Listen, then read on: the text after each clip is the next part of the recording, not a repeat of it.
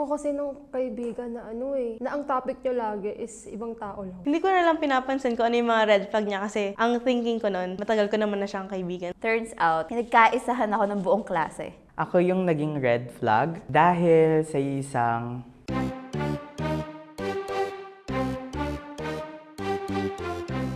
Hi, my name is Nicole and I'm 22 years old. Hi, I'm Gwyneth and I am 21 years old. Hi, I'm Jel and I am 27 years old. Hi, I'm Rain. I'm 24 years old. Hi, I'm Elle, 24. Hi, I'm Arkin and I'm 23 years old.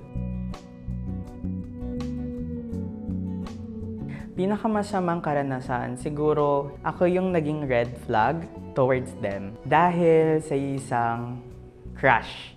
Like, very immature move yung nangyari. Actually, senior high school siya and meron akong group of friends. Ang nangyari nun, may crush ako, like super duper crush. Nalaman ko na parang crush din siya ng friends ko, ganyan-ganyan. Nalaman ko yon, meron kaming exhibit na nangyayari sa classroom. And then, ang ginawa ko as a mature, ay nagwala ako sa classroom. So, nung junior high po, I had a friend. I'm not gonna say her name. So, nung grade 10 po kasi may naging boyfriend po ako nun. Then, friends po sila ng friend ko na yon. And then, what happened was that guy cheated on me. And alam po nung friend ko na yun. So, knowing that, akala ko ika-cut off niya yung guy na yun. Pero it ends up hindi po. Magkaibigan pa rin po hanggang ngayon sila. Hindi niya po kami kinonsider as friend. Bigla na lang po siyang hindi naman send. Then nalaman na lang po namin na ginagawa niya na po kami ng kwento na may sinasabi daw kami about sa kanya. Parang inaaya pa nga po namin siya kapag lalabas kami, siya po yung tumatanggi. Hindi siya supportive.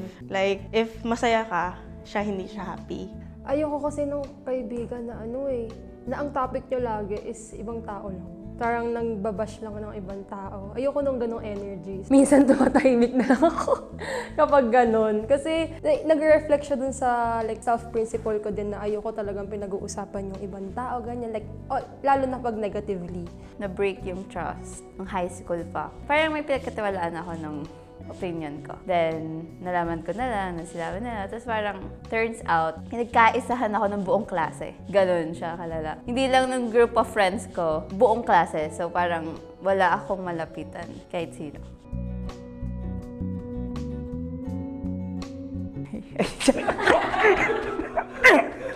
Peace time. Peace time. Ano ako very observant person. So, pag may nakikita na akong medyo may mali or something, hinahayaan ko na lang. Or kapag tahimik na ako. At first, pinaprocess ko muna if valid ba yung nararamdaman ko over that red flag. Then if it doesn't go away or parang uncomfy na ako, parang sasabihin ko na po sa kanya. I slowly detach myself po. Parang if lagi po kaming nag-uusap before, parang tinutuon ko po sa iba yung attention ko or ibang friend ko rin po yung pinagsasabihan ko about that. Dati, ang ginagawa ko, wala. Parang normal lang kasi ayoko magkaroon ng awkwardness sa aming dalawa. Hindi ko na lang pinapansin kung ano yung mga red flag niya kasi ang thinking ko nun, matagal ko naman na siyang kaibigan, sayang naman yung friendship. Hinahayaan ko na lang. Pero ngayon kasi na-realize ko na dapat hindi pala hinahayaan, na dapat pino-point out mo dun sa friend mo na yun na mali yung ginagawa mo, mali yung thinking mo. Parang pinapakaramdaman ko muna. Tapos, siguro kapag sobra na, i-call out ko siya. I learned na yun yung parang magpapatibay pa ng friendship nyo Parang kung gusto nyo talagang tumuloy yung friendship nyo, parang you have to call out that friend. Ako kasi medyo may pagka people pleaser pa kasi ako. Somehow, binibigyan ko pa rin sila ng maayos na treatment. Kahit alam ko yung bad traits nila, hindi ko fully binibigay yung tiwala ko, pero kaya ko silang pakisamahan, kumbaga.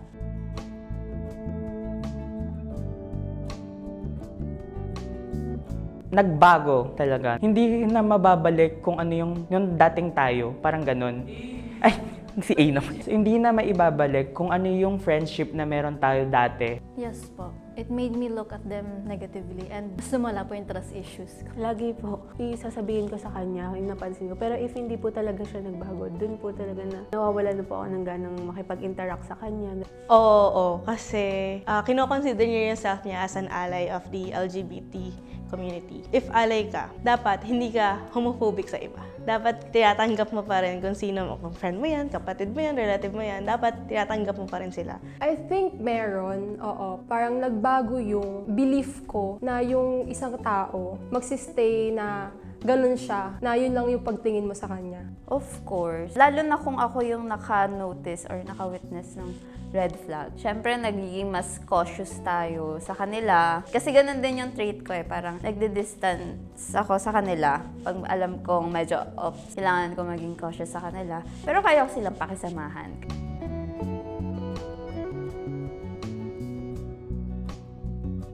Naapektuhan ako mentally. Lalong lumalala yung trust issue ko. Nahihirapan lang akong mag-communicate towards them. Pag may napansin nga ako, ayun, mas nagiging distant ako. It definitely affects my mental health kasi I don't like overthinking. Malakas po akong mag-overthink. And as for my relationship with other people, ayun nga po, mas lalong lumalakas po yung trust issues ko and it takes me a while to be comfortable with someone. It makes it hard for me to trust other people po. Parang it's hard for me to make friends. And magkakaroon pa po ng ganong experience. So parang mas lumalala po yung mga trust issues. Na hindi mo nga napapansin kasi friend mo nga. Pero kasi if nahalo ka sa ibang friend group, may isip mo na, ay, mali pala yun, mali pala yun. Minsan hindi mo na alam kung ano yung tama sa mali. Kasi nga, mas nasanay ka dun sa mali kaysa dun sa tama. So, nakaka-affect talaga nung opinion. Sobrang lala. Malala ang effect niya sa'yo. Kasi yung mga tao sa paligid natin, parang 3/4 ng buhay natin yan. Kung hahayaan mo na nasa toxic environment ka, maapektuhan talaga yon mentally, even physically. Is it still worth it to keep the friendship kahit ikaw na yung talo? When choosing friends, parang minsan iisipin mo, sino bang mas mali? Yung ibang tao ba? Or minsan mapapaisip ka din, baka ako yung may mali. Even alam mo yung red flag nila, minsan iisipin mo pa rin na baka ako yung may mali. Kasi kaibigan ko naman siya eh. Alam ko mabait naman siya eh. May ganun din talagang thoughts. Though para sa akin, nakakabuti naman siya sa peace of mind ko kahit ang dami kong iniisip.